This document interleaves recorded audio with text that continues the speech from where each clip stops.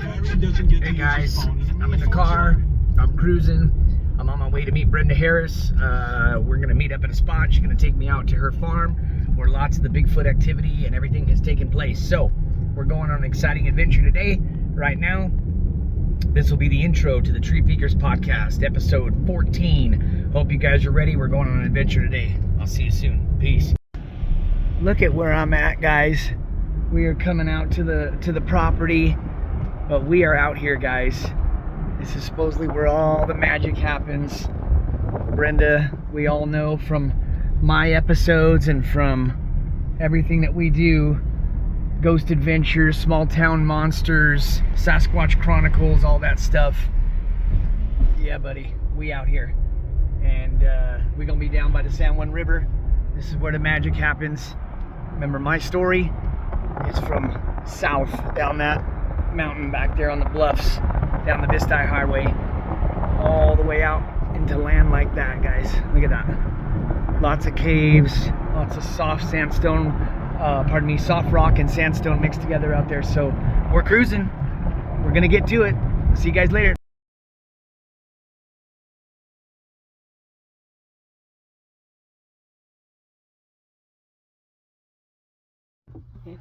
Okay. Hey everybody, this is Eddie with Tree Peakers Podcast, episode 14, with my favorite and very special guest, Brenda Harris. This is her third or fourth time joining me for a chat, and I just want to thank her right up front because she's always been so sweet to me, and she definitely deals with the heavy hitters in this world, and she lets little old me come out and hang out with her and chat about Bigfoot and all the cool stuff that happens out here. So just want to say thank you right off the bat. And we are out on location today. We're underneath the beautiful blue sky and the bright sun. Brenda invited me on her property today. Now folks, we all know, anybody that watches Tree Peakers, my most popular episodes are with Brenda. So anybody that's coming to watch knows that Ghost Adventures guys have come here. The Unsolved Mysteries reboot crew from Netflix has come here. Finding Bigfoot guys have come here, right? Bobo and all those guys. So this is a kind of like a held in very high regard here in the Bigfoot world. So very special day for me being out here today, Brenda. Just want to say thanks again, and we can get going. I can completely see now why and how, if the activity you've been saying has been happening here for years, like I told you on the drive over here, my encounter was just south, 45 to 60 miles down that Vista Highway up there. And it makes complete sense to me along the bluff line here, coming down the San Juan River's not far. They could easily make it from there to here, no problem, right? Traveling, walking, doing whatever it is they do, right? Oh yeah. So the first thing that comes to my mind as I'm on this property, I mean, I've pretty much seen anything that since we've become friends. I had seen one or two things with you, but I've really done the deep dive since we've become friends and visited on the podcast or at work. And the Netflix episode especially, I'm on the property now, and it's where you had one show up at the back door or at the porch or something one night, right? And scared the living daylights out of everybody, and right, to block the entire light out when you went to open the door, it was just a big black mass or something like that. Yeah. Actually, that one when it was at the front door, that one actually wasn't on this property. It was about maybe less than a quarter mile, just to south of us, just across this road, right in the corner there. But still in this area. In this area, same area. Yeah. And is that around 2009 when you guys were having all the super activity you were talking about? Since 2000, was it 2000? I think is when we actually moved onto this property. Right. Yes, that's about the time we started experiencing hearing different things.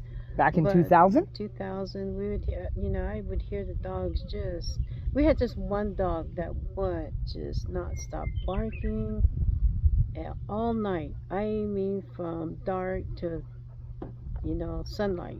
So daylight. Something was in the area. Oh yeah, and it bothering him, ruffling his feathers a little bit. Oh boy, that dog just would not stop barking, and I was afraid our neighbors were going to come over and say, "Can you make your dog shush?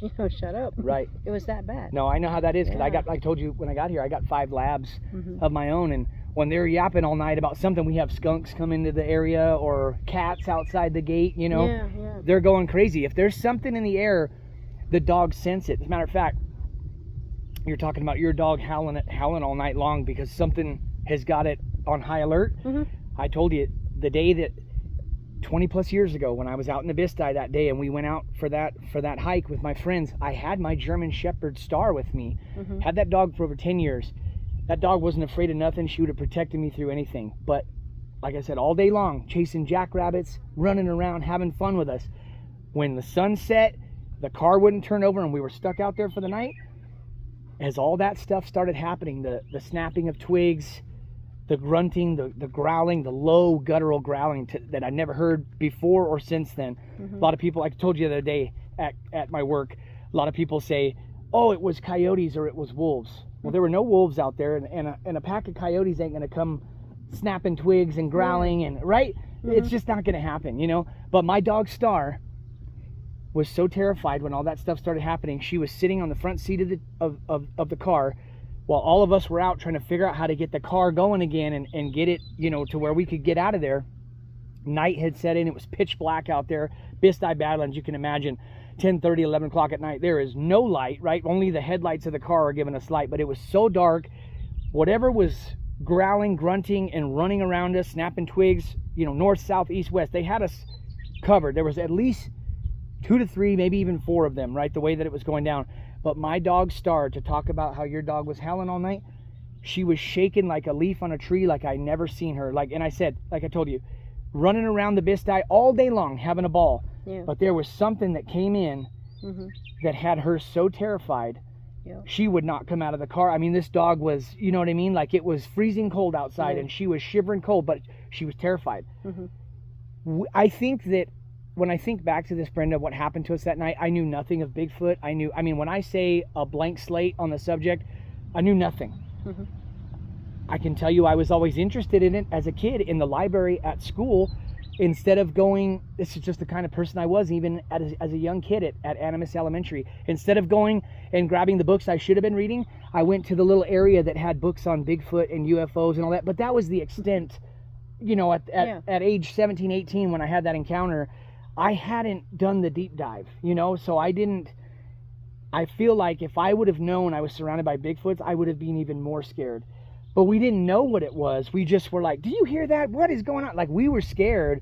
But if I would have thought that there was some 7.5 foot, 8 foot tall, you know, animal man, creature thing, whatever you want to call it, you know, I think we would have been even more scared. My dog, to just bring it back around, just like you were saying, you can pick up where you left off. But I know when they're around, the animals will sense them.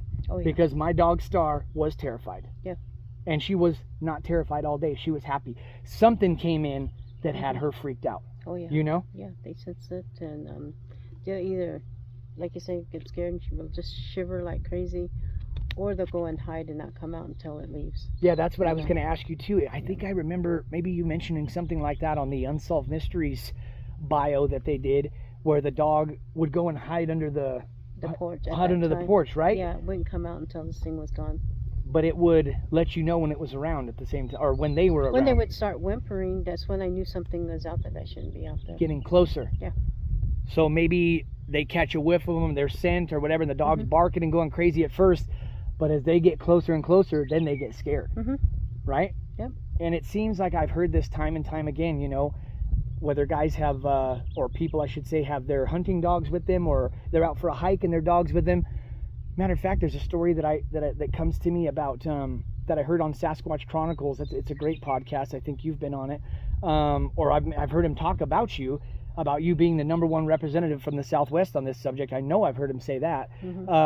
I've listened to so many episodes, but he was talking about a man and his dog who were out on a hike, and as they got, you know, they were out in the wilderness, you know, on a hike, and as they got closer to this, what they thought was this odd looking tree, you know, this thing was bent down and it stood up, you know, and they were out in like Northern California or Washington and stuff, so this was a big sucker, you know. Wow. 8 feet, you know, 400, 500, 600, 700 pounder, you know, 5 feet across shoulders, how he described it. But that guy said that his dog stopped and cowered, got down and was backing up, whimpering. I mean, so when these things show up, no matter how protective your dog is of you, I mean, they're terrified of these things. Yeah. You know, these things put off some kind of energy that Something. that lets them know they mean business. Yeah. You know.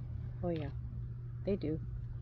And so that's why the dogs, you know, they just get so scared. It's not just the dogs, even, you know, cats or any small animal. Or the horses, right? The horses freak out and sheep, stuff. and yeah, they start, you know, either what do you call it, run in circles, or they'll start kicking the corral, or I mean the sheep do the same thing, you know, when they get scared. Yeah, with when there's a predator around. Yeah.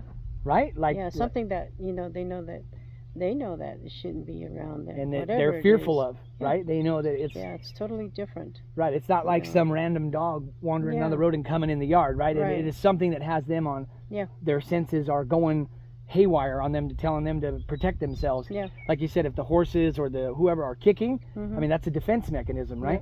So have you ever heard, talking about the horses, have you ever heard about how the Sasquatch will come in and braid their hair and stuff in some areas? Yeah. Have you ever heard about Very that stuff?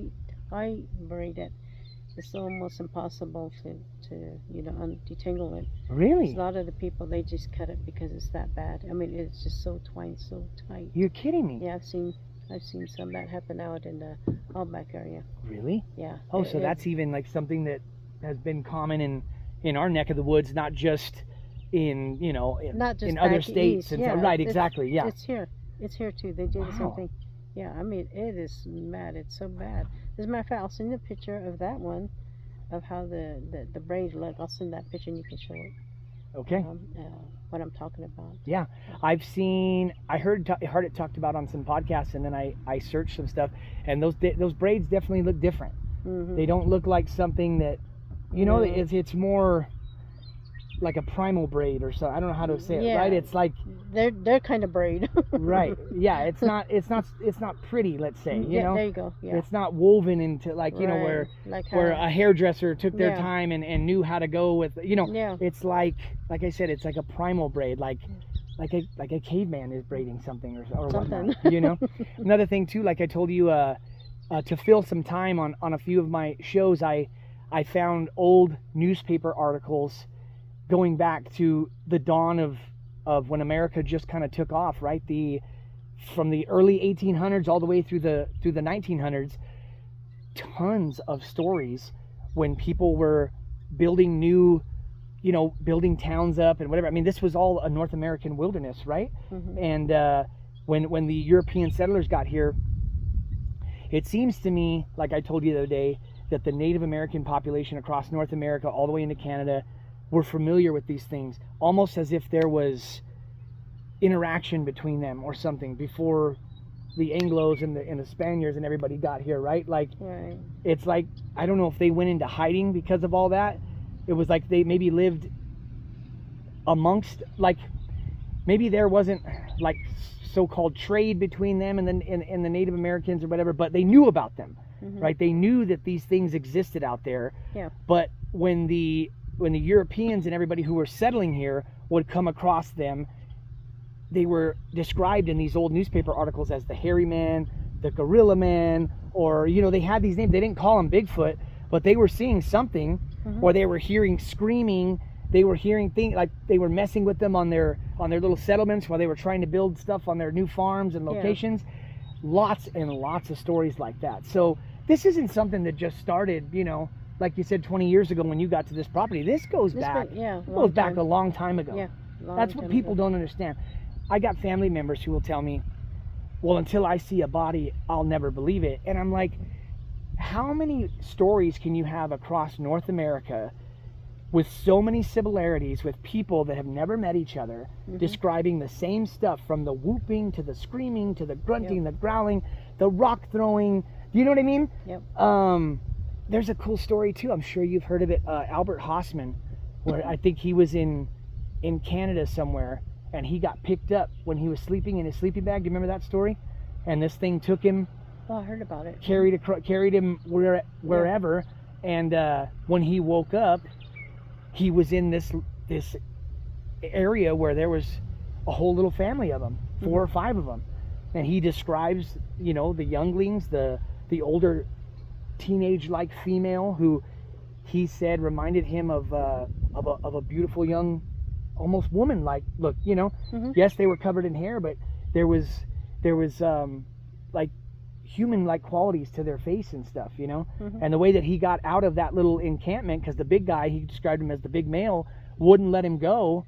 Right, he kept grunting at him and stuff, wanted him to stay. Didn't hurt him, but the big guy was going through his pack or whatever, and he had some snuff tobacco or something in there, and the big guy ate some or whatever, and it made him drowsy and fall asleep, and that's how he got out of that situation. Oh yeah, yeah. But kind of an odd story to just come up with, you know, in the early 1900s, right? Yeah. Where he's describing getting picked up by some huge hairy-like animal man that took him however far, and then he had to find his way back to where he was. You know, just cool stories like that are out there that the people that don't believe, I mean, there's so much evidence out there. You just have to actually take a look, and you might think a little differently about it than just saying that, oh, that's all hogwash, you know. Oh yeah, I hear that a lot from a lot of people that don't believe, you know, and that's why a lot also.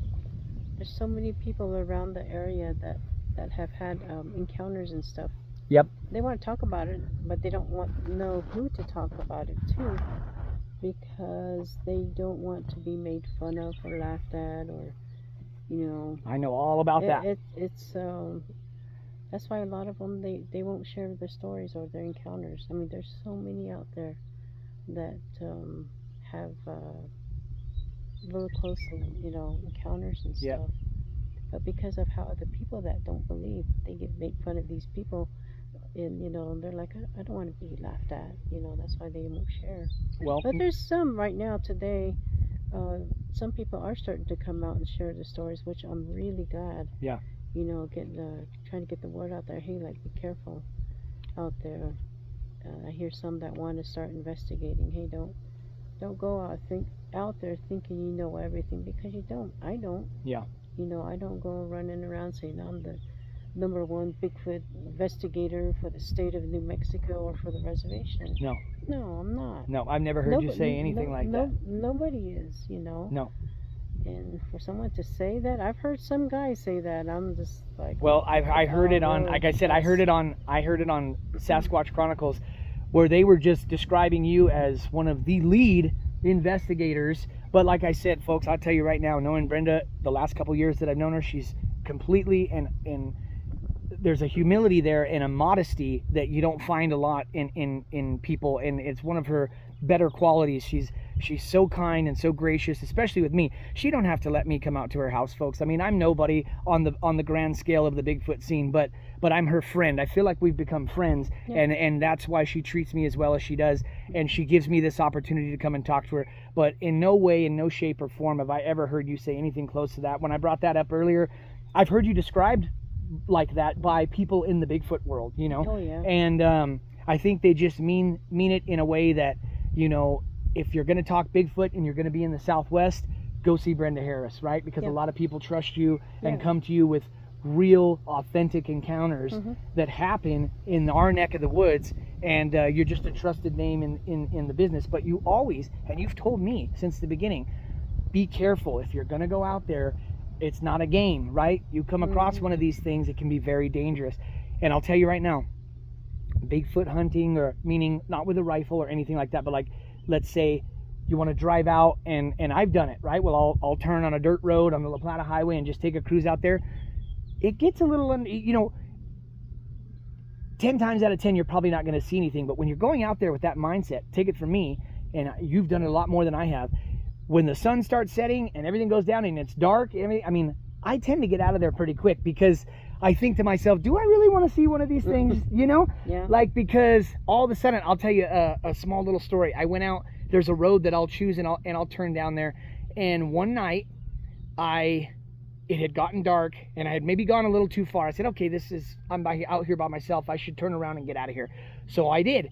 But I was going slow. You know, I'm on a dirt road, so I'm not hauling butt through there or anything. But an animal stepped out from behind a tree, turned out to be a big wild horse, right? But when that first leg stepped out from behind the tree and was about to come out onto the road, I was going real slow, so I was able to just push on the brake. But in that instant, I'm out there for a certain reason. I want to see a Sasquatch. That's what I'm out there for, right? Like I said, 10 times out of 10, you're probably not going to see that, right? But when I thought that was maybe something about to step out into the road that could have been what I was looking for, my stomach dropped, right? Because in that split second, I felt fear. Like, oh my God, if this thing, I was out in the middle of nowhere. I was about maybe 15, 20 minutes from the actual highway. So I'm out, if this is the highway, Civilization Road, I'm way out here somewhere in the pitch black dark, you know, on the La Plata Highway. And it was a horse. It was a big old horse that stepped out, and I almost breathed a sigh of relief when I realized it was a horse. But when that first, because it was like this solid brown and the legs were dark black, right? Beautiful horse. But like I said, in that moment where I'm driving, I've only got my headlights in front of me, it's pitch black, and I want to see a Sasquatch. When that leg stepped out from behind the tree and hit the road, and I thought that's what it could have been, I felt fear. You know, and you think you're ready, but when it happens, that's what it's different. That's what I'm saying. I mean, you'll be just like, you just freeze. Yeah. You don't know what to do. Like, oh crap, but yes. You just, I'm gonna do this. I'm gonna prepare myself. Yeah, you can prepare yourself all you want, and I'm gonna do this and do that. But when it comes down to it, and it steps out in front of you, it's totally different.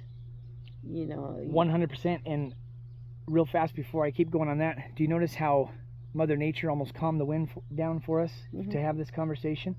I mean, it's completely calm now from when we first started. It's beautiful. I just noticed that. It's really great. I'm thankful for that. But so many stories, Brenda, where hunters, hikers who are out in the wilderness and not expecting to see these things, it's the last thing that it's not even on their mind or on their radar. They're out for a hike, or they're out looking for elk, moose, they're hunting bear, whatever it is they're doing out there, right? And they come across these things. I have heard about people pissing themselves, soiling themselves. Yeah.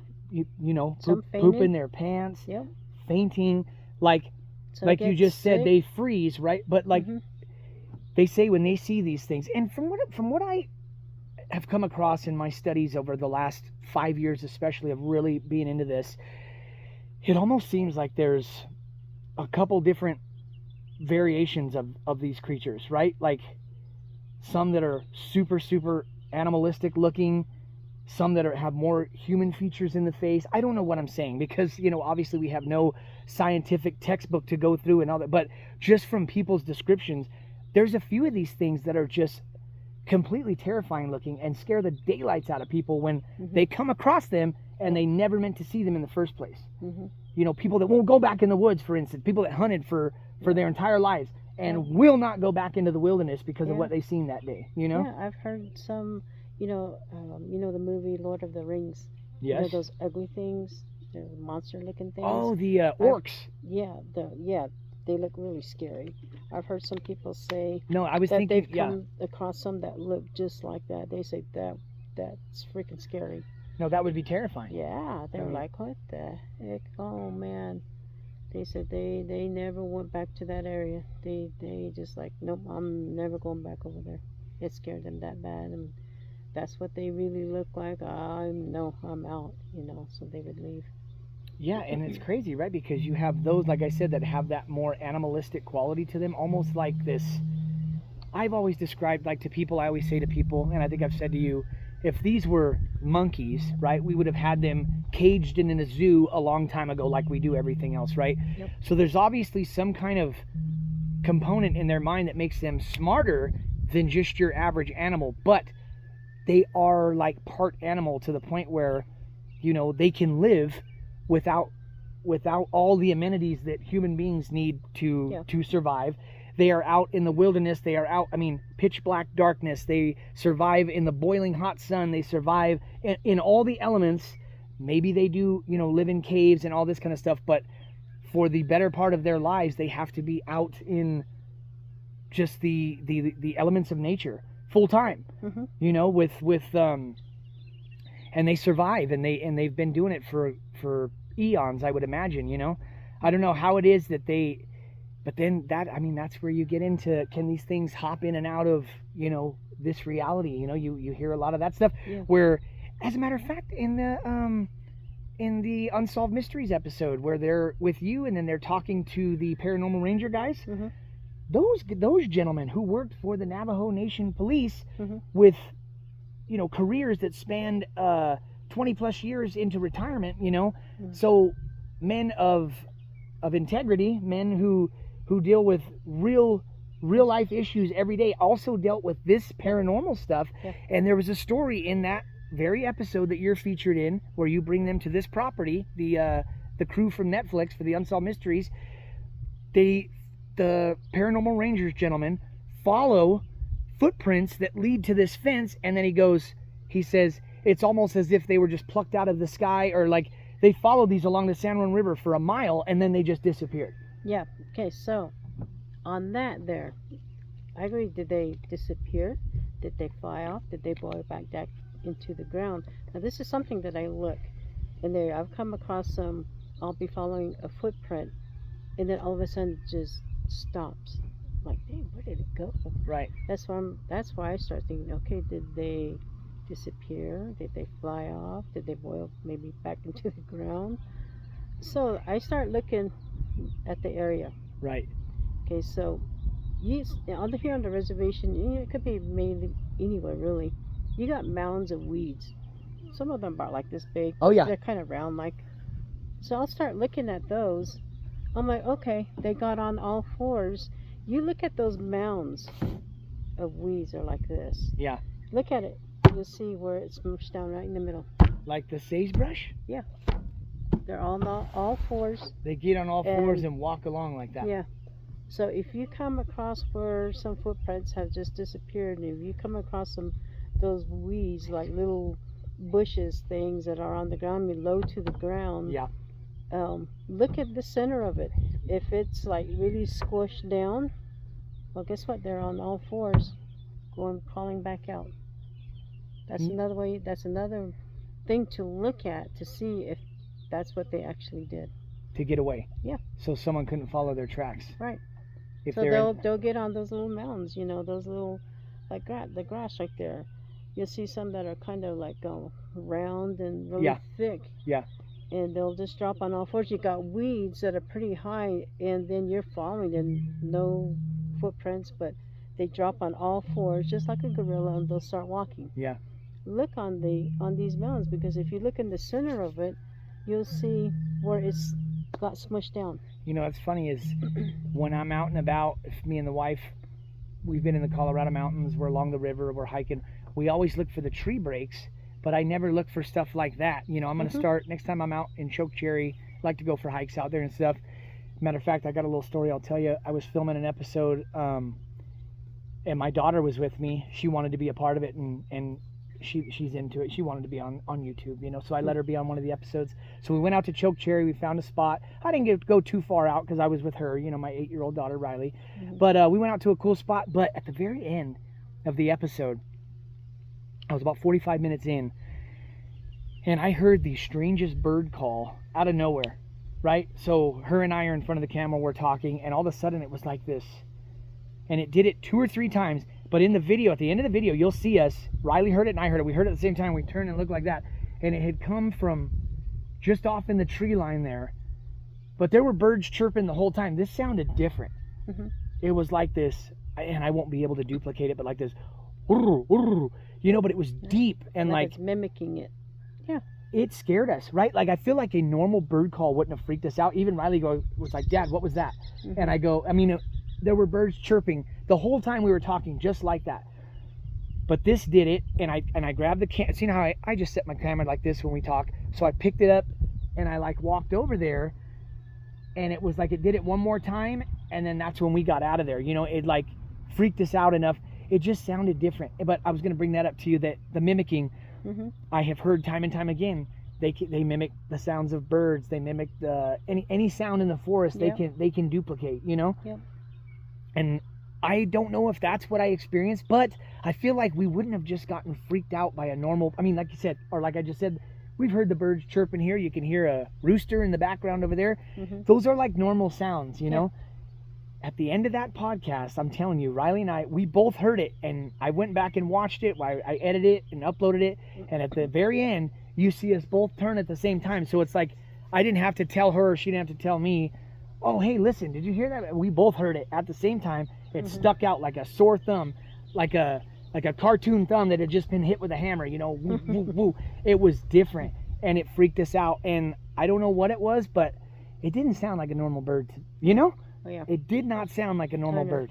But there's a story or two that I've actually heard in the Chokecherry Canyon area, and if you think about it, Chokecherry, there's the entrance there, you know? And I mean, it just goes way back into the Colorado, right to the Colorado state line, and there's a road back there that'll take you all the way to Farmington Lake. I mean, nothing but pristine wilderness out there. I mean, lots of caves, right? Matter of fact, I think they have that big hotel thing that's built into the rock out there somewhere, right? So obviously that rock is malleable, and there can be big openings in there, and who knows, you know? Never know. I mean, who knows? I look out here, and it blows my mind that this is where you've been the whole time. It's funny. One night, I'm pretty sure you come into Kirtland and you can like take a left and get on this back road back here. Can you come into Kirtland and no, you got to go all the way around. You can go all the way. You know where we came through the underpass? Yes. Yeah. You just stay on this top, go all the way, and you're going to hit the transfer station. You're going to take a right way up there, and then you're going to come back down heading north. Yep. And then you're going to hit Fruitland area. And then Fruitland's not far from here. No, it's just right across the river. Well, that's on the north side. Speaking of what you said to me, the high school is just right across the river there. So it's just everything's right here. Yeah. All the farmland and everything along the rivers right here. Yeah. I tell you, like you said at the beginning of the podcast here about people not wanting to share their stories, I have so many people that know me as, let's say, the Bigfoot guy at work, right? And they will come and talk to me about stuff. But 9 times out of 10, they will share the story with me, but they don't want to do the podcast, right? Yep. But these people have amazing stories, and they're all from out here in the Fruitland area, Hogback, Lachuska, right? Lachuska Mountains. I get some incredible stories out of there. As a matter of fact, I got a buddy, wears a cowboy hat. He works in the oil field. Really, really great guy. He won't come on the podcast, but every time he's like, Eddie, I'll tell you again. He tells me every time he's got some oil wells that he works on a little past Hogback. He had one scream at him and one whoop at him on the same location, different times, right? And the whooping happened at the location. They were having lunch, him and his boss. They were outside standing by the oil wells. They were having lunch. He said this thing whooped, and he didn't even call it a whoop. What I asked him, Brenda, was, hey, I didn't say nothing about Bigfoot. I go, anything ever strange happened to you out there? Because he told me, I said, what do you do for a living? We were just chatting, you know? And he said, oh, I work in the oil field. I got a few wells on the other side of Hogback, you know, out there in the middle of nowhere. And I go, oh, really? So in my mind, I knew, oh, that's prime location, right? Yeah. So I asked him, anything strange out there? And he kind of stops and he looks at me, you know, and he goes, why do you ask? And I go, oh, I'm just curious. I've heard some weird stuff out there. I didn't go down the rabbit hole with him yet. And he goes, matter of fact, I got 1 or 2 things that have happened to me out there that were kind of odd. And he went in to describe to me about having lunch with his boss. They were done working, so they got their lunch out. They were eating, standing outside the trucks.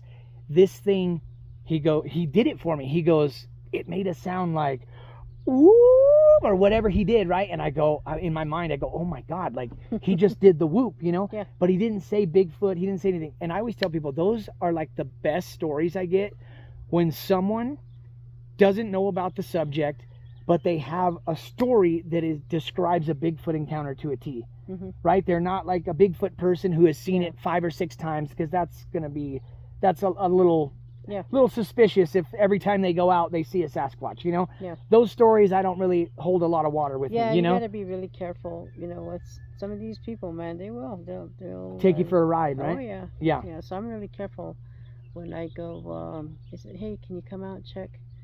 You know, so I'll go out and I'll go look and see, and if I feel that it's legit, then I'll stick with it. But you get some of those that'll keep constantly changing the story, but it was like, I'm like, okay, this guy's not, or she's not telling the truth. This is just all made up. Yeah. You know, so we have to be really careful with that, you know. Yep. And sometimes, especially like they've heard that I'm, been on the TV shows, and now a lot of them are trying to hang out because they want to, try to get on there and then BS their stories, with their stories they have. So we have to be really careful. Yep. With that, sometimes they're like, I don't know, but when I get that gut feeling, 100%. then I'm like, okay, this is not. Yeah. This is not. I tell people, just in life in general, I go off of that gut feeling in life with people, right? Yeah, Intuition will tell you Yeah. everything you need to know. If you're in a bad situation, you need to get out. You feel that fire in your belly, something tells you something ain't right, get out of there, And it goes the same with people, if you get a bad feeling or whatever, it's probably not the best situation for you to be in. I tell people all the time, always listen to that gut feeling. Don't think about it too much, because that gut feeling, that instinct that we have, will never lie to you. It'll tell you the truth 100% of the time. Yep. Yeah, and where we met casino wise, like I told you, I've got so many stories out there from the nighttime. Yep. Did I ever tell you one-on-one about when I was working at the brewery and I was bartending on a Saturday night? I'll never forget this. I was just getting into the subject, and I had 3 gentlemen who sat down with UNM jackets on. Did I ever tell you that story? Oh, I think so. And they told me they were out here studying. Oh yeah, the Bigfoot thing. Right there by the casino. Yeah, I know. That there was so much activity over there that they came down to check it out and everything. And I don't know how true that was, but they seemed to believe that there was a large adult male, a female, and a juvenile is how they described it. But I just when I pulled in to meet you there, I don't go to the casino or anything, so I think it's the first time I'd been there. My parents love that casino, but I don't go to casinos, But as soon as I pulled in and I just seen the contrast of where it was and everything, it just totally makes sense to me that all the stories I'm hearing from right there, and then what happened to me just going 45 to 60 miles south on the Vista Highway up that way. I mean, it doesn't seem like too far of a stretch for me that they could make it all the way down this way. I mean, everything they need is this way, right? I mean, that water access. I guess Nappy's up there too, right? So Nappy's up there. That's why I say that back in 2009, even before that, we had a family of them that would come through our property, and they would go up there, and you can see up there on those bluffs there, you can see footprints going all the way to that. At that time, there was corn. They had corn up here. And some fields, they have potatoes and onions and stuff like that, pumpkins and all of that. Just wild growing, or were people growing it out there? No, Nappy was growing that stuff out there. Okay, yeah. So, the corn was the main thing. So when we came back, I came back here, and we were planting a garden back here. And at that time, we didn't have grass like you see this right here. Yep. This was all like potted. We had a garden right in here. Yeah. So we had corn and stuff like that. And at the end, right back there where the that stack of pallets is back there. Yep. Bunch of weeds and stuff at that time. Well, when I walked back there during the night, the daylight, I seen a bunch of little small tracks. I'm about like this small, juvenile. Just young ones. Bunch of barefoot. Yeah, barefoot, small ones. Yeah. And so I just kept it in my mind. I'm like, okay, they're hanging around right here. So what they're doing is they're leaving their young ones back here while the parents go run up that way to go retrieve food, corn. And they would come back this way, then they would head back down towards the river. We found a bunch of footprints back there, small ones, like kid size. Really? They were all just sitting back there waiting for them to come back, and then they all go back down towards the river. So mom and dad got to go take care of business, but they would leave the little ones back here. Now, how far? So you said a cotton tree there. How far does it go back here? Does it go to the tree line? Your property back there? Yeah, just this tree line, just right here. The big trees? Yeah, just right here. Yep. Yeah. And then the big grouping of trees there. That's another property. And that's the river behind back over there? No, it goes further back, further to the north. Okay. Way down to the north. Yeah, well. You see where that yellow backhoe is back there? Yes, I do.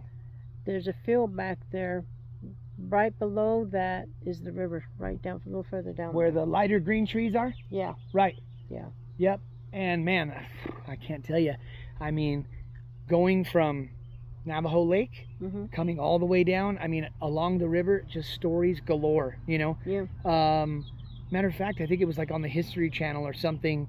They did like an hour-long documentary. This is maybe three to 5 years ago, but it was a good one. It was a decent one for it being on the History Channel. But they came to the San Juan River up by Navajo Lake, and they said that they called it Bigfoot Island down there where the fly fishermen fish. And there were stories about huge rocks being thrown at the fishermen and stuff. Yeah. You know, and people coming down to investigate it, the BFRO and stuff like that. I'm not sure if you've dealt with them or been affiliated with them. I've heard good things and bad things. Matter of fact, somebody told me a story about they were coming back from the hogback area one night, and one ran across the road, or pardon me, was walking down the side of the road, and they drove by it, right? And they reported it to this organization, and one of them had asked if they could come down and kill it for research, right? So that way they could have one.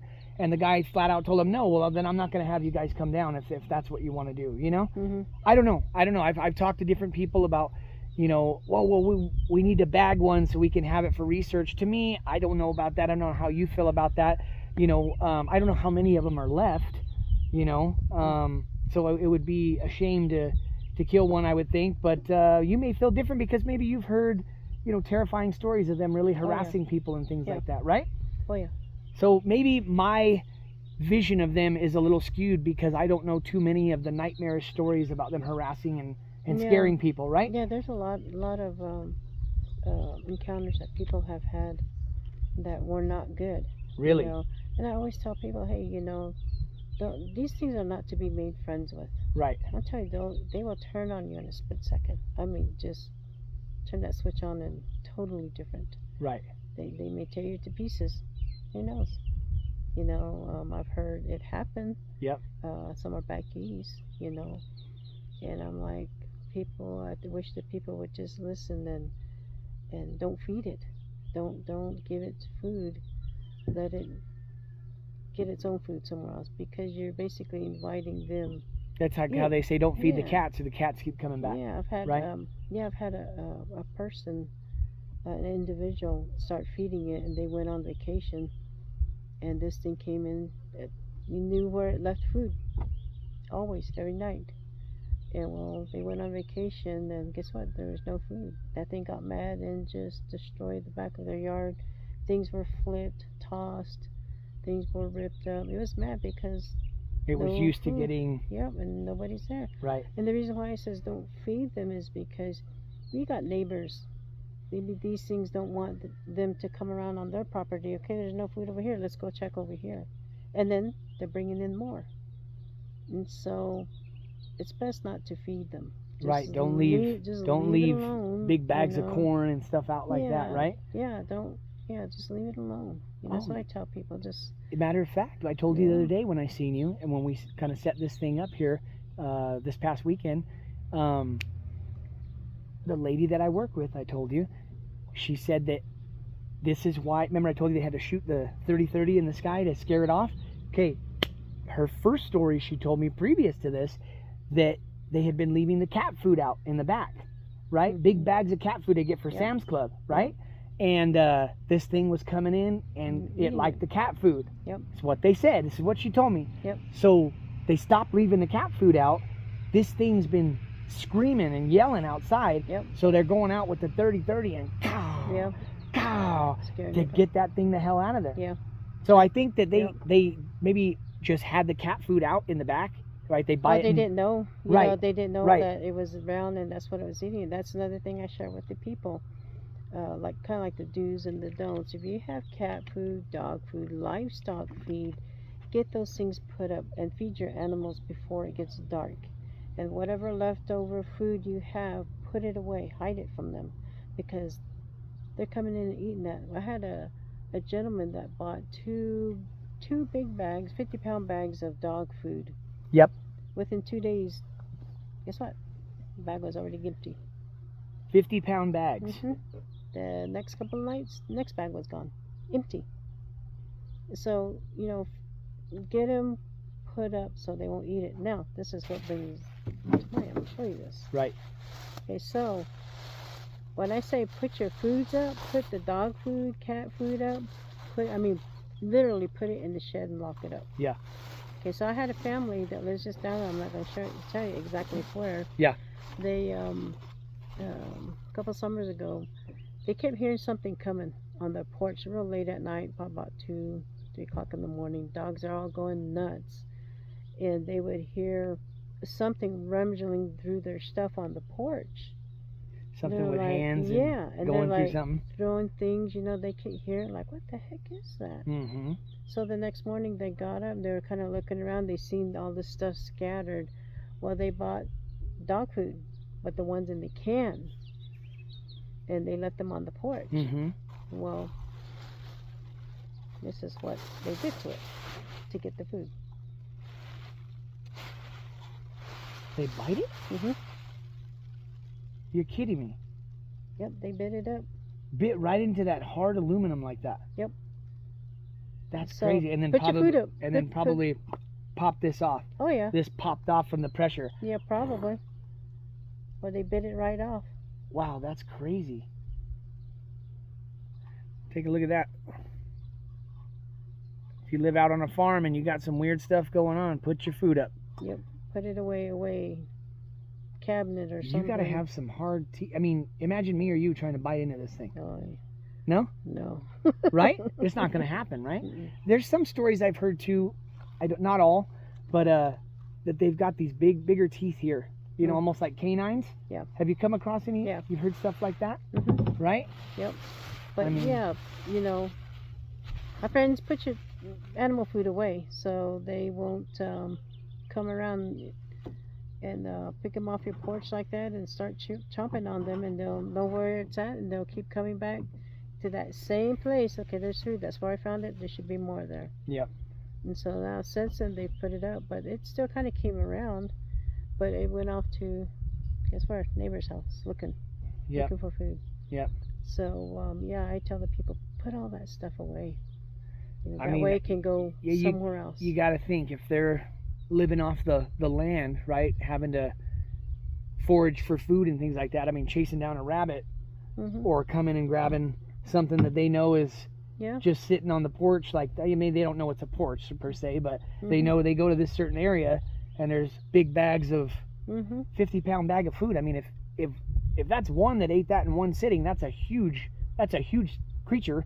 But I would imagine they even bring whoever they got with them to bring more. Right? Yep. Hey, we can get then that. I mean that entails some form of communication between them, right? Yeah. That they can intelligently communicate that, hey, let's go here. Yeah. They're communicating somehow. Yeah. Right? Whether it's through the grunting or have you ever come across Ron Moorhead stuff?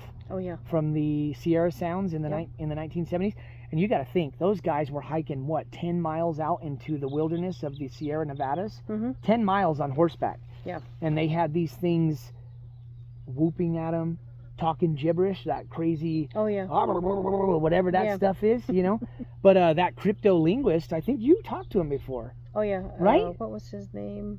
I'm drawing a blank on his name right now. He runs around with Ron Moorhead. They're good buddies. Oh, Scott Nelson. Yes. Scott Nelson. I had him on when I had the very first Bigfoot conference out here. You told me that. Yeah. That's right.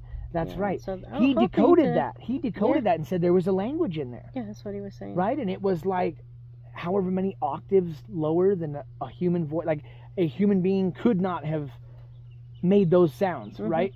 And he was like a naval, he decoded, like in the Navy, it was his job. He was like one of the top intelligence officers on decoding, like, how do you say it? Like other languages, right? Like he was like world renowned for studying languages so he could understand if there were transmissions coming in that they intercepted from Japan or from Russia. I mean, this guy, he knew languages, and the human vocal range and stuff, and so hearing him talk and describe how you could hear the animals, or pardon me, these creatures, let's say, talking over each other, right? There wasn't just one, there was like a female.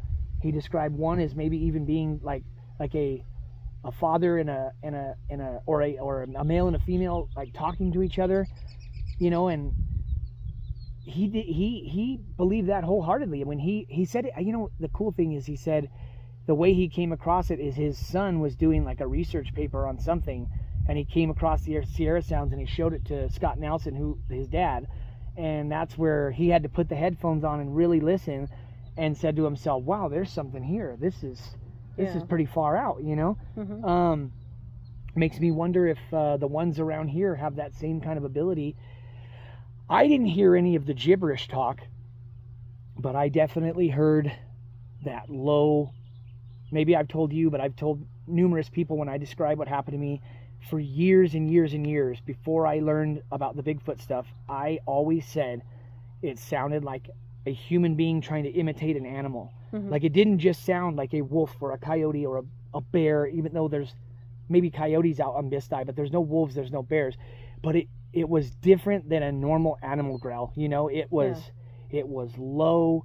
It had this like almost like a bubble to it, like I don't know how to describe it. Yeah. I couldn't duplicate it with my own voice in a million years if I tried, but it was scary. I can tell you that. Yeah. When you hear those things growling at you in the dark, and it was like you could hear them coming in and going out.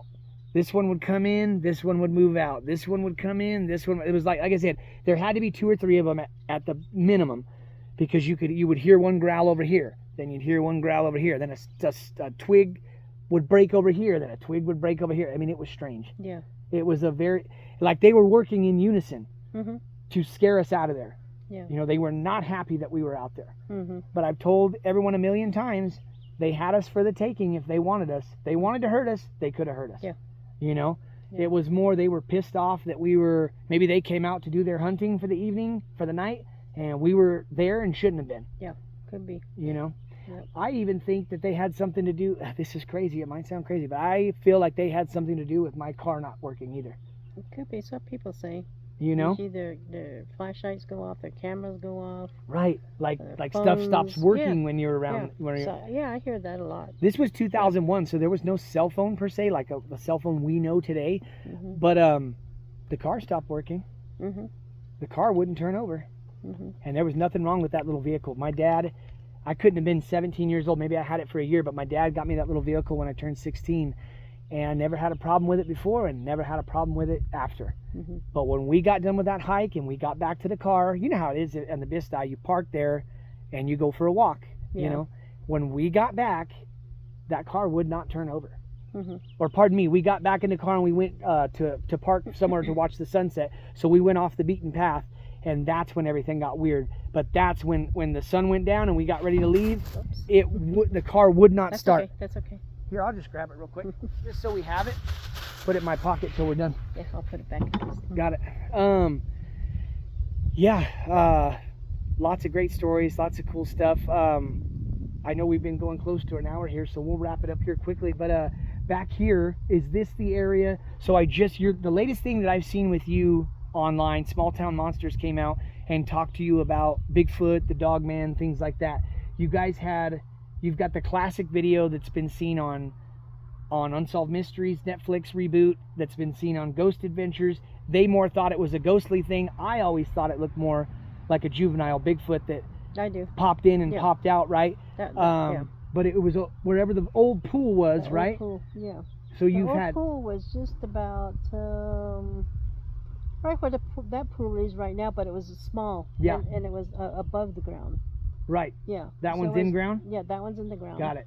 So it was just right in that area over there. And so, and the very, very first actual footprint we found, which was found by my son and my nephew, back in what year was it? Let me think, 2009. And I'll shoot that picture to you. So at that time we were still working on this house here. And we were staying in that little trailer that's parked over there, but now it was over here. Is this the trailer that the Ghost Adventures guys went in? Yeah. Right. That one. Yeah. At that time it was parked over here on this side. Yeah. And so we were living in that back in 2009, and we were asleep, and my son and my nephew, they were playing in the house. Yep. They're just listening to music. So we're going to go play outside. And it was probably, midnight or so. They were still out running around. At that time, there was a trampoline just, right where that little red truck is parked. We had a trampoline there. And these trees weren't there. None of these trees were there. Yep. And my son and my nephew, they come running in. Mom, get up! You gotta get up! Hurry up! We found something. We want you to come and look. I'm like, you guys, just go to sleep. It's late. Yeah. No, Mom, get me. They drove me out of bed. So I went out there and I looked by the trampoline, and there was a footprint, huge, about little over 18 inches long. Wow. And about 4 inches wide. That's a big guy. It was right by the trampoline, and I was like, were they playing inside or were they outside? They were going in and out, and Okay, because they were running out and they would jump on the trampoline. Oh, yeah. And then when I saw that, I hurried and ran inside and grabbed my daughter and said, grab the camera, let's get some pictures of this. Yeah. So she put her shoe beside the footprint. Oh my gosh, it's huge. You're kidding me. Yeah. Did you get pictures like that with a shoe next to it? Yeah. As a matter of fact, I'll send that to you. Yeah. And then you can also share that too. Yeah, well, you're looking for that too, so I definitely wanted to mention this since I'm out here, and like I said, this is where the magic happens, right? Quote unquote magic, right? Where you've had these supernatural or otherworldly encounters, let's say. The latest video, you've had the one for many years, right? Where the juvenile Bigfoot looking one, but there's the latest video that you shared with the Small Town Monster guys when they were in town, and it shows what looks to be like some kind of wolf with a tail, something, giant wolf. I don't know what it looks like. That's the best way I can describe it. Ghostly wolf, I don't know. Yeah, I call it a ghost dog is what I call it. Ghost call dog, it. right. But it was back here as well? It was just right here. You see where that electric pole is? Oh, yeah. Okay, so these sheds right here, this metal shed, Yep. at that time was right where that other shed is, that little chicken shed that's back there on Yep. that other side. Yep. See, it was parked right there. I mean, all the sheds were right there too. Yeah. And then there was a truck that was parked just right where that tractor's parked right now. That's where that thing, when it hit the top of this metal shed, you could hear that cling, and it flies through the camera, and then it goes up. And It jumps straight in the air, boom, like this, and then never comes back down. It just like, it's up and it's gone. So it looks spiritual, looks like a ghost dog, like you say, right? But is tangible and makes a noise when it hits the top of the shed, hits the aluminum on top of the shed, or whatever that metal was on top, right? So it's like the same with the Bigfoot thing, right? It's like there is the physical part of it, but then there's the strange spiritual aspect to these things, you know?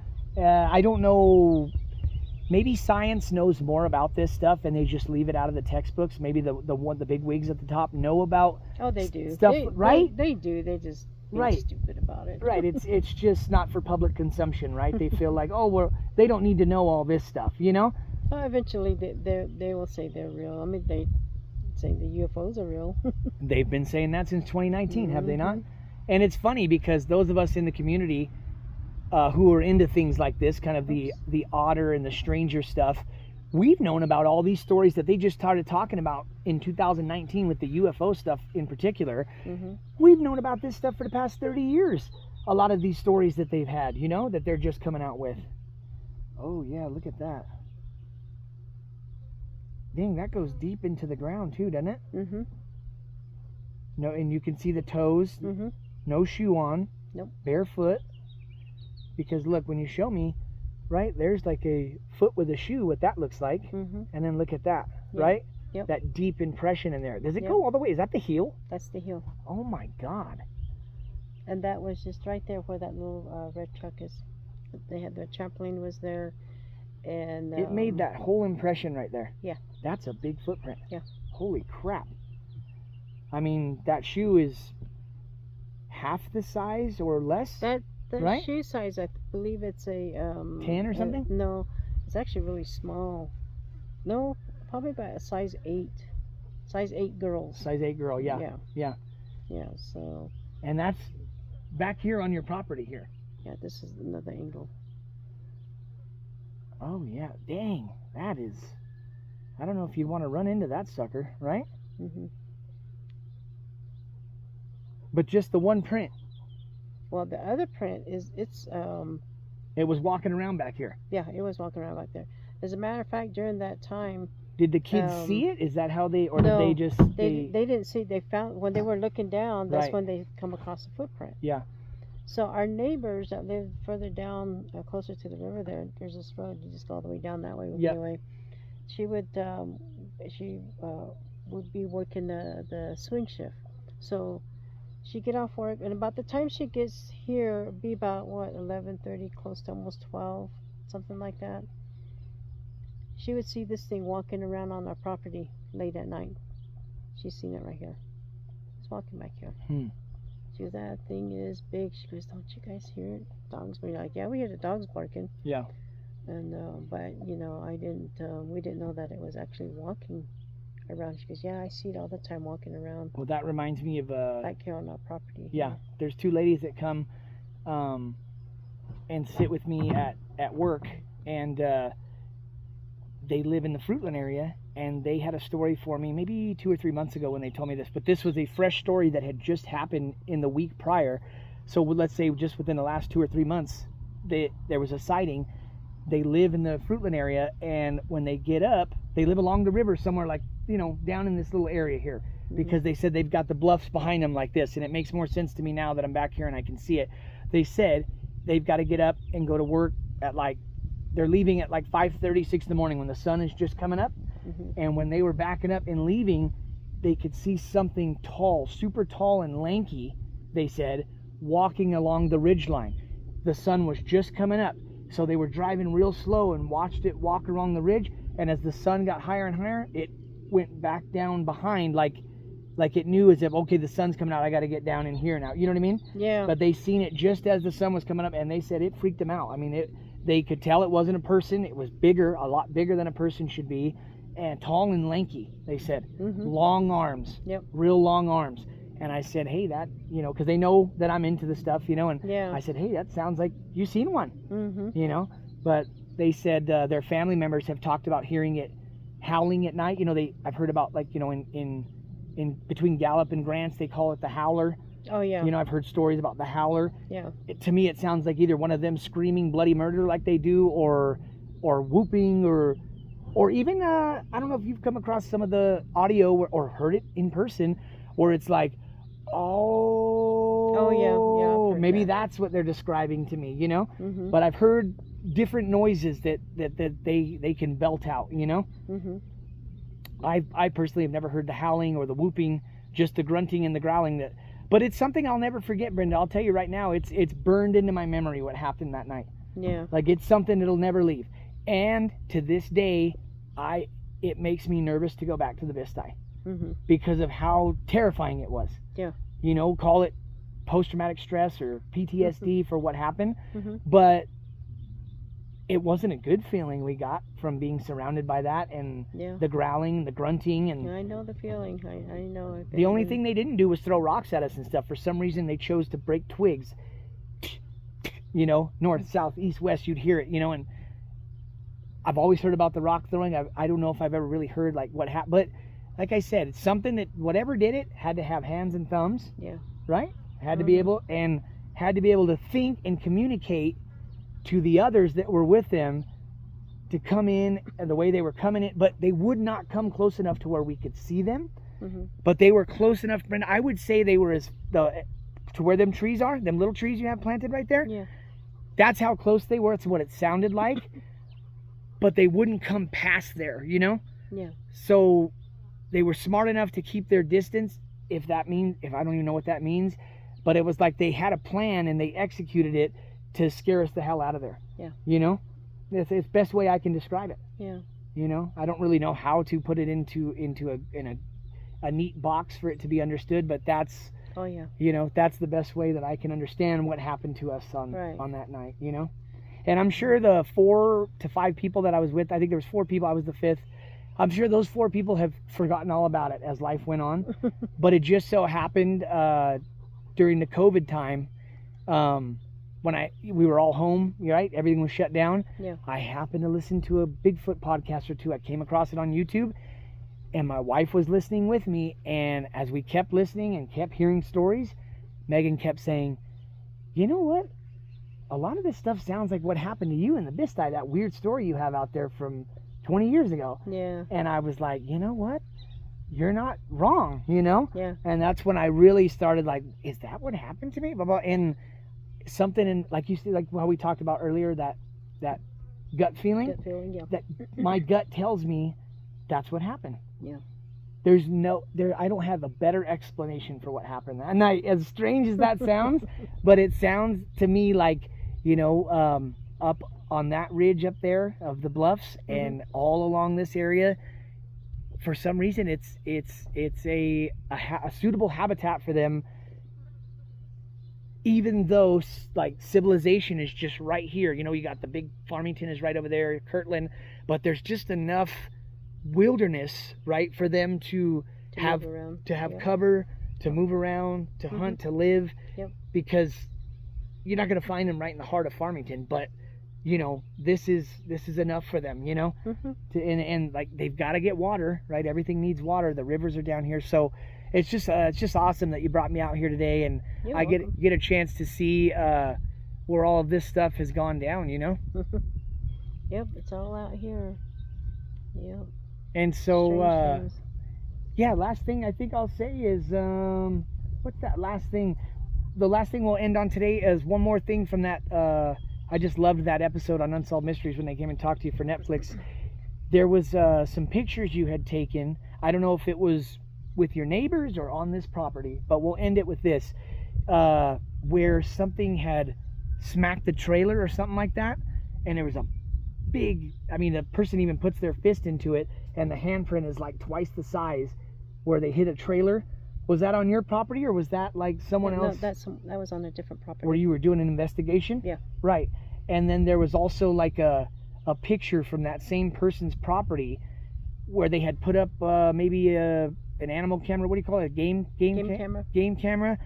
And you could just see that big shadow of something that's like standing by the but it didn't come. Horse corral. Yeah. Exactly. But it didn't come to where it could get a shot of it. But it walked past to where it went off. Yeah. But it was in the shadows. But you could see that there was like a outline of this something big that was standing upright. Yeah. It wasn't something on all fours. No. And that's the last thing I'll say too. You brought up about if they go on the sagebrush or the bushes, right, to get away. Yeah, because you know they don't want you to follow their footprints, Right. So that's what they do is they'll. Well, I was going to say, drop on all fours and start going on these bushes. And animal crawling, right? Yeah. So look in the center of those little bushes on the ground. Yeah. And if they're like really squashed down hard, then that's what they're using to crawl out. Well, that's not the first time. When you bring that up, that's not the first time I've heard stories. Not stories that were told to me personally, but this will be the last thing, and then we'll wrap it for the day. But on podcasts that I've heard where people are sharing their encounters, hunters especially, when they spot these things, like if they're, and it makes sense with what you say, if they're spotted and they know they're spotted, they'll get down on all fours, and some people will describe it as the creepiest thing they ever seen. It was like, it looked like a spider, as it was so fast and it was gone, but to move faster almost, they get on all fours and boom, boom, boom, boom, boom, and they can just be gone. Yeah. You know, so when you said that earlier, I wanted to bring that up. I forgot to, but that's not the first time I've heard that they get on all fours and can move like an animal in that aspect, you know, and not just stay upright. But one more thing, do you think, as we end it here, do you think they climb the trees? Like, you know how people say they can never fight? You think they're good tree climbers where they can get up there and people are looking around and it's like, you know, we think they disappear or whatever. But could they go up a giant redwood in Northern California and be 50, 60 feet up there? Yeah. When we go out, like in the forest, you know, the really wooded area. Yep. Or like even here, we have big cotton trees. True. You know. Very true. Yes. So everybody, I tell these people around here, like, hey, don't just look down on the ground for footprints, you know. Right. you know, everybody is so focused on looking on the ground. Look up in the trees, especially at night. If you hear something and they say, "Oh man, it ran this way and it disappeared, it's gone." Flash your light in the trees, because they're sitting in the trees watching. Really? Yeah, I've had a family down this way that had was there on their property bothering the sheep on, you know, in the corral, that were in the corral. Yeah. And I hurried and took off that way, and the ditch is just, you know, right behind their home. And they're like, "Over here, we hear something over." So hey, flash the light on that tree back there. Flashlight there, it was sitting in the tree. When the light hit its face, the eyes was red. Right, the red, that Yeah. red glowing eyes Yeah. that we've heard about. Yeah. And it was sitting in the tree. So when you're out at night and everybody, like I said, is so focused looking down, you know, Right. shine your light up in the tree. It's probably sitting in the tree. Watching Yeah. you. Yep. So so that's a thought that I've had. There is validity to that. Where everybody's thinking, "Oh, we found these footprints. Oh, where did it go?" Shoot, they could just be up In the tree. up in the tree watching everything, because nobody thinks to look up, right? Right. Nobody thinks to look up. And another thing is if you don't want these things to come around, like I say, put a game camera up, because they'll go all the way around, or they'll just leave there. they hate those, huh? Yeah. And they're smart enough to know that there's something that they don't want to mess with, right? They don't want to. They know it does something, right? Yep. And they don't like it. And then, okay, say like these trees right here. Yep. Okay. We get some cottonwood trees, and there's weeds that grow so tall. They can hide in those things and make beds in there. Yeah. So that's another thing I share with the people is cut your weeds down. Yep. That way you can see across, like your next door neighbor, or you know, you can see who's running across or whatever, you know. Yeah. So chop down those weeds. That way you can see past that tree. If you go in there right now, there's probably beds in there. When we had corn, we had a big old, this whole field we had planted corn. Yep. And on the outside it looks really nice, you know, all tall and everything, but you go walk inside there, it's all bedded down. They're sitting in there sleeping, and they're eating their corn. You know, that's the last thing I'll say to go off of what you just said. My wife, she spotted a tree break on the road coming home from Durango, not 550, but when you're leaving, you can turn right there by the Walmart or whatever and go on that back road. Mm-hmm. It kind of takes you, and then you'll come back out on 550. It's a cool little road. It's right along the river. Well, my wife spotted it. She goes, "Eddie, did you see that?" And I go, "What?" She goes, "That tree, it was broke." I went and I took pictures of it and everything. I posted on my Tree Peakers Instagram and stuff. It's a hell of a tree break, and it's like 9 or 10 feet up, and like the whole tree, everything's fine with it, but it's just snapped like this at the very top. You know, whatever was big to be able to snap it up there like that, right? Yeah. All the trees were fine. It was just that one that was snapped like that. So I wanted to go get pictures of it, and this will kind of coincide with what you just said about the weeds. When I parked the car and I said, "Oh, I'm going to walk over there to get pictures," Brenda, when I got out and I went through the little fence there and went to go down, the amount of shrubs and sticks and everything sticking out, and the weeds were so high. I mean, they were almost as tall as me. Mm-hmm. And I thought to myself, it took me almost 15 minutes to get what looked like was going to take me 2 minutes to walk over there, right? I'm having to like step. I'm getting my legs are getting scratched. I've got shorts on, right? Probably wasn't the best idea to go and get pictures. What kind of bird is that, Brenda? That is a massive bird. What is that? Oh, I don't know. You see that? Yeah, I see it. That is Wow. huge. What if that's Is that an eagle? might be a hawk or an eagle. That's That pretty thing big. was freaking huge. It just flew out of right here. That's got some big wings on it, no? Holy cow, that's huge. That's big, right? Yep. Holy moly, dude. That's like bigger than a bald eagle even. Yep. That was a big bird. But yeah, anyway, I said to myself, whatever broke that tree had no problem walking through all that. Like, it was troublesome for me to try to walk through there. Mm-hmm. Like I said, the grass, the weeds were almost as tall as me, and the amount of sticks that were just scraping my legs and everything. So to think about, like, these things, like you said, they can hide in that shrub and everything, but they're walking around in stuff like that every day, barefoot, all that. I mean, they've got to have some calloused feet, some hard, you and I couldn't go walk barefoot through all that stuff. So, so like you said, to find the bare footprints you find all around, and the things you have over the years, various properties, people call you in, these things are living wild, man. They're living out there. It's not like they've got a little tent with tent poles and a little a little barbecue that they use their food on. I mean, they're living it the way that life was intended for them to live a million years ago. They're living it the same way today. They're just out living on earth the way that maybe we were all intended to, but somewhere along the way we figured out how to use fire. We figured out how to use our minds to build things.